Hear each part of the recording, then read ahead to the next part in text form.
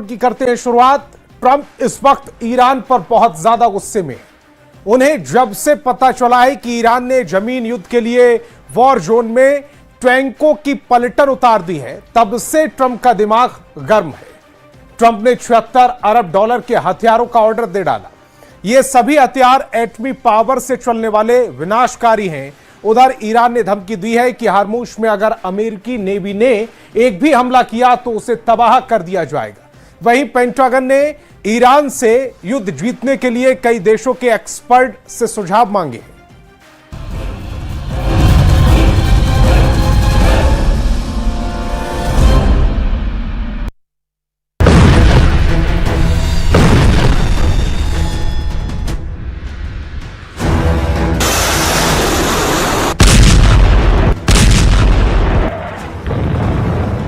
Iran पर लगातार हवाई हमलों से ट्रंप को कुछ हासिल नहीं हुआ है।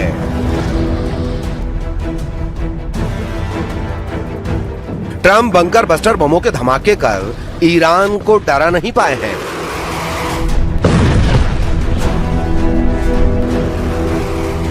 ट्रंप की जमीनी युद्ध वाली धमकी का ईरान बिल्कुल लोड नहीं ले रहा है।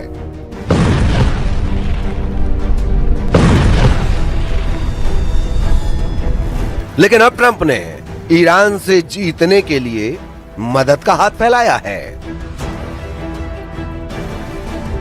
जिस ईरान को ट्रंप हफ्ते 2 हफ्ते में कुचलकर उससे एटम बम छीन लेने का दावा कर रहे थे, अब उसी ईरान से जीतने के लिए ट्रंप ने झोली फैला दी है। ट्रंप आइडिया मांग रहे हैं, ट्रंप जुगत पूछ रहे हैं, ट्रंप वो हथियार जानना चाहते हैं जिससे ईरान का घमंड तोड़ सकें।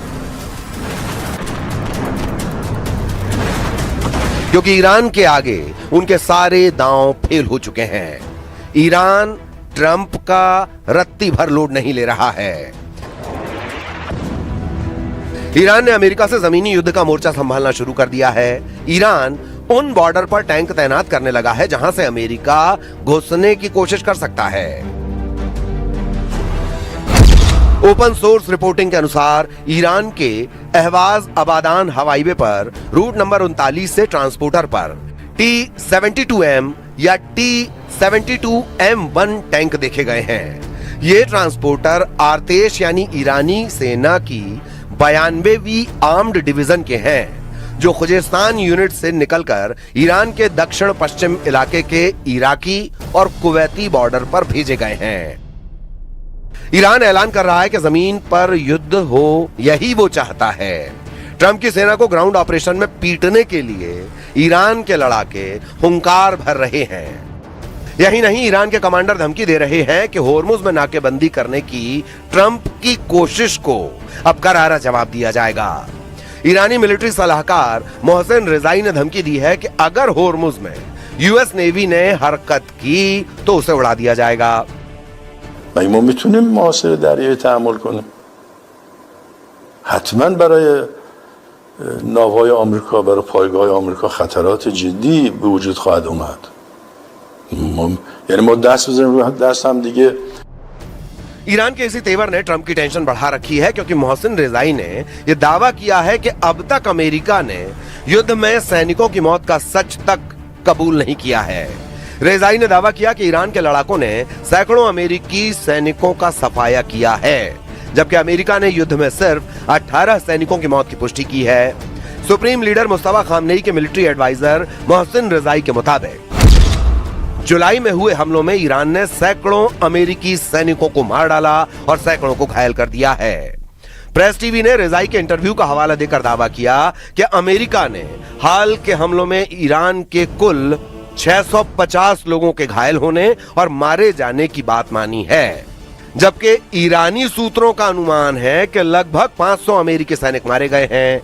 वहीं अमेरिकी सेंट्रल कमांड की लेटेस्ट रिपोर्ट में जॉर्डन और इराक में 4 अमेरिकी सैनिकों की मौत और ऑपरेशन एपिक फ्यूरी में कुल 14 सैनिकों के मारे जाने का अपडेट है। ईरान का दावा सच है तो उसके लिए यह खतरनाक साबित होगा। सुपर पावर अपने एक सैनिक की जान के लिए दुश्मन देश को तबाह कर डालता है। ट्रंप के इरादे भी अब ईरान के टोटल सफाई वाले दिख रहे हैं, जिसके लिए वो अब पुख्ता तैयारी कर रहे हैं। CNN की एक रिपोर्ट के मुताबिक सेंटकॉम के एक खुफिया अधिकारी ने मिलिट्री एनालिस्ट के एक बड़े समूह को ईमेल भेजा है। इसमें कहा गया है कि अमेरिका ईरान पर दबाव बनाने और उसे सजा देने के लिए नए और गैर परंपरागत तरीकों की तलाश कर रहे हैं। हालांकि पेंटागन के एक्सपर्ट्स की तरफ से भेजे गए ईमेल में रणनीतियों के लिए क्राउडसोर्सिंग और ब्रेनस्टॉर्मिंग करना बेहद असामान्य है। सूत्रों के मुताबिक इस ईमेल से साफ है कि ट्रंप के पास ईरान को अपनी शर्तों पर झुकाने के लिए कोई रास्ता नहीं सूझ रहा है। लेकिन ट्रंप दावा कर रहे हैं कि उन्होंने ईरान को आखिरी मौका दिया है। अगर ईरान डील के लिए मान गया तो ठीक, नहीं तो उनके प्लान रेडी हैं। इन तीनों तरीकों को ट्रंप पहले भी आजमा चुके हैं, लेकिन तब पूरा फोकस बम मारकर ईरान को हराने का था।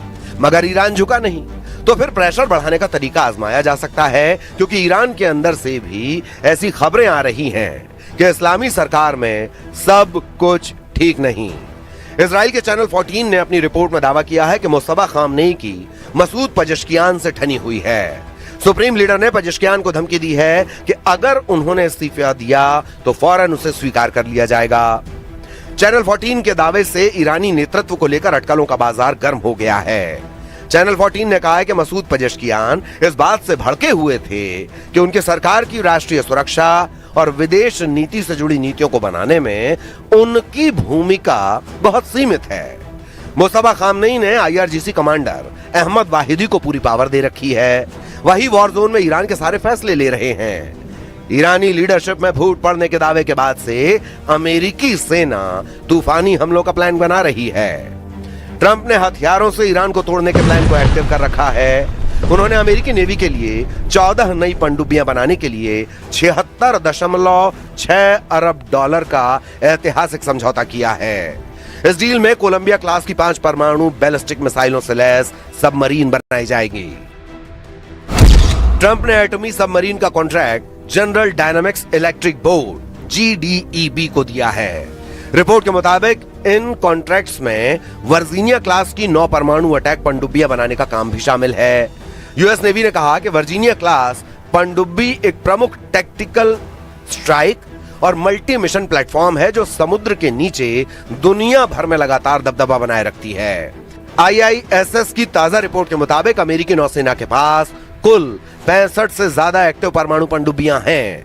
नई 14 सबमरीन की पावर जुड़ने के बाद यूएस नेवी कितनी खूंखार होगी अंदाजा लगाना मुश्किल है। अमेरिकी परमाणु पनडुब्बियां जैसे वर्जीनिया और सीवॉल्फ क्लास पनडुब्बी सबसे साइलेंट शिकारी मानी जाती है। समुद्र की गहराई में इन्हें ट्रैक करना नामुमकिन है। हालांकि ईरान युद्ध में ये समुद्री शिकारी भी ट्रंप के काम नहीं आ रहे हैं। हालांकि ट्रंप दावा कर रहे हैं कि खाड़ी देशों की अपील पर उन्होंने ईरान को लास्ट चांस दे दिया है, लेकिन यह आखिरी मौका है क्योंकि ईरान धोखेबाजी कर रहा है। ईरान बातचीत की अपील कर अमेरिका से छल कर रहा है। When we talk, we say we're talking. If we're not talking, when you ask me, no, we're not talking, I'll say it. But we are talking right now, we're talking. And we're talking at the request of Iran, backed by Saudi Arabia, backed by UAE, and backed by Qatar in particular, but others also. Many countries called, the leaders of many are friendly with a lot of them, almost all of them, one way or the other, and they all wanted to give this a last chance. This is a last chance.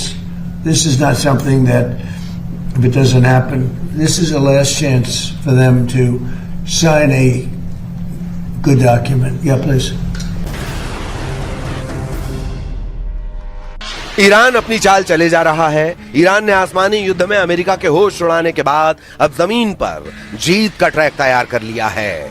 Iran की बख्तरबंद सेनाएं पुरानी हैं, लेकिन तोपखाने, anti tank मिसाइलों, drone, engineering यूनिटों और स्थानीय unit की जुगलबंदी से ईरान युद्ध में अजेय बन सकता है। फिलहाल ईरान ने 2 अहम बॉर्डर पर टैंक पलटन उतार दी है। अबादान की ओर T-72 टैंकों की आवाजाही सी प्लान का हिस्सा है। ईरान ने जिन टैंक को वॉर जोन में भेजा है उनकी कुछ डिटेल भी जान लेते हैं। International institute for strategic studies की साल 2025 की रिपोर्ट के मुताबिक ईरान के पास 1513 युद्धक टैंक हैं, जिनमें 480 T-72S वाहन शामिल हैं। ईरान इराक युद्ध के दौरान रिवॉल्यूशनरी आर्मी को लीबिया से 2 दर्जन T-72 टैंक मिले थे। 1989 के बाद ईरान ने सोवियत संघ के साथ समझौता किया। बाद में ईरान ने पोलैंड से 104 T-72 M1 और बेलारूस से 37 टैंक खरीदे। ईरान के पास फिलहाल कितने T-72 M और T-72 M1 टैंक हैं, इसका सटीक अनुमान नहीं लगाया जा सकता है।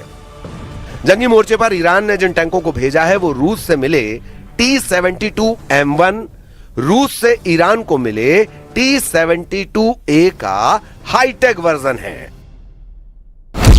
T-72S रूसी टैंक T-72B सीरीज का नेक्स्ट जेन टैंक है। इन टैंकों में 3 क्रू होते हैं। T-72 M1 के बुर्ज के नीचे कैरोसोल ऑटो लोडर लगा होता है। इस टैंक का हथियार 125 मिलीमीटर की स्मूथ बोर गन है, जिससे 22 राउंड गोले फायर होते हैं। ईरानी टैंक के हथियारों के सेट में कोएक्सियल 7.62 मिलीमीटर मशीन गन और छत पर लगी 12.7 मिलीमीटर की भारी मशीन गन शामिल हैं। T-72 M1 का वजन 41 टन है। ये V46-6 डीजल इंजन से चलता है, जो 780 हॉर्स पावर जनरेट करता है। ये टैंक सड़कों पर 60 किलोमीटर प्रति घंटा और खुले इलाकों में 35 से 40 किलोमीटर प्रति घंटे की स्पीड तक पहुंच सकता है।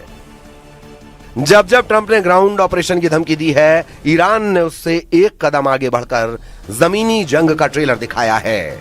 इसी वजह से ट्रंप अब ईरान से बातचीत की जगह आखिरी प्रहार को ज्यादा तवज्जो दे रहे हैं।